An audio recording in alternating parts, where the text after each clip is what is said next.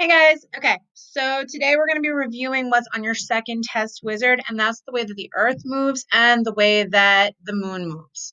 So let's take a look at our slideshow. You guys have a copy of this attached to your assignment. Remember, you guys need to sign on to Test Wizard to do these assignments, so make sure you're logging into Test Wizard. I've given you guys the class code. If you need the class code again, please email me and I will send it to you. All right, so today we're looking at Earth's movements like Earth's revolution. That's our first type of movement. The Earth is closest to the sun in the winter.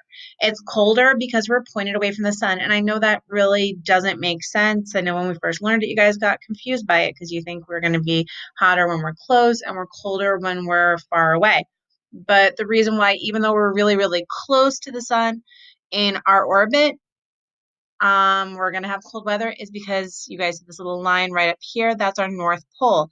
You guys see I put an arrow indicating it. And if you guys look at that line, it's kind of pointing away from the sun, not pointing towards the sun. So when we're pointing away from the sun, that means it's gonna be wintertime. And we're gonna have shorter days. Now the Earth is point furthest from the sun in the summer. It's hotter because we're pointed towards the sun. Again, you guys see that nice little line right there. That's your North Pole. And this time it's pointing towards the sun. That means it's summertime.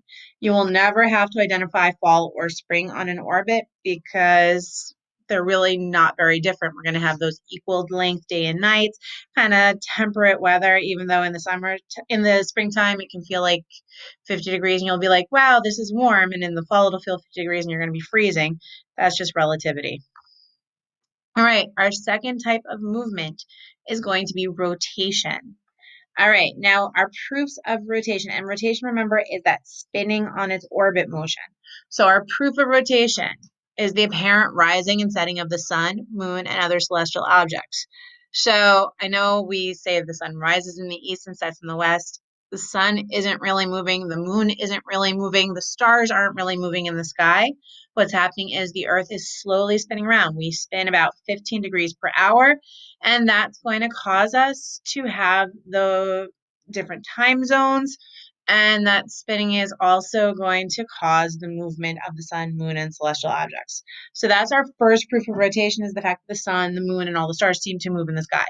Now, our second proof of rotation is that thing that I showed you the video of with Squiggle Mom. Yeah, I know William still follows her. She's awesome.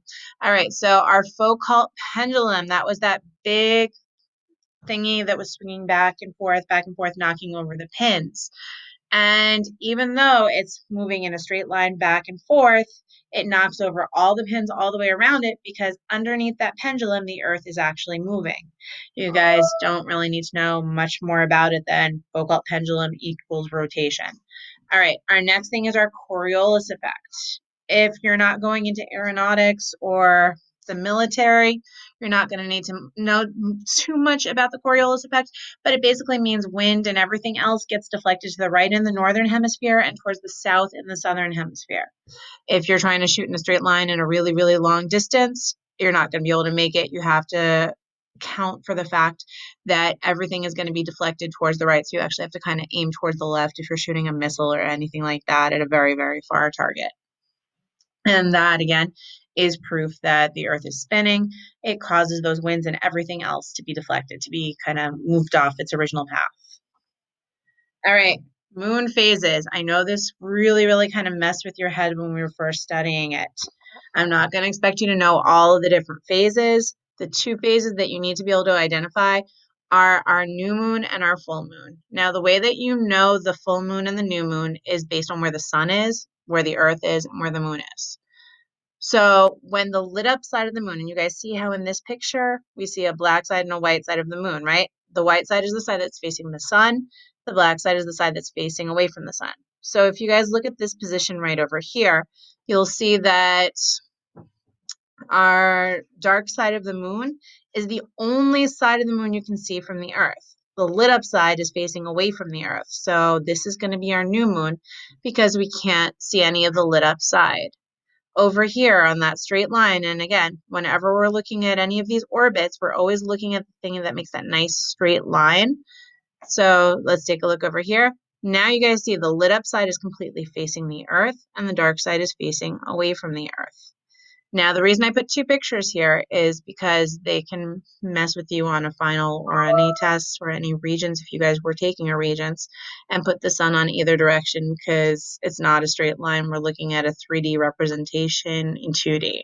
So we're going to move the sun over to this side. And now, even though they didn't color it in, you guys can kind of imagine, right? This side would be lit up, this side would be dark because this is the side that's facing away from the sun. So if you guys look, the dark side is facing towards the earth. That means it's going to be our new moon. And over here, the lit up side is now facing towards the earth. That means it's going to be a full moon. You're going to see these pictures again, so make sure you kind of have a good idea of them. Now, you guys need to remember the only last thing that you need to know about the moon phases is the light starts on the right. So after the new moon, after it's completely dark, it starts getting a little bit more lit up on the right side. Then half of it is lit up on the right side.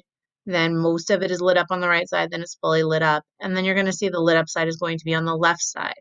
So now we're going to have a little sliver of darkness over here on the right side. And this half is going to be completely colored in.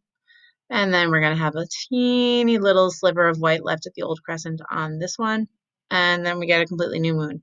So all you guys really have to remember is that it grows and it shrinks and it's in a cycle. Okay. If you guys have any questions, please shoot me an email. I hope you guys have a great weekend. I'll see you guys next week.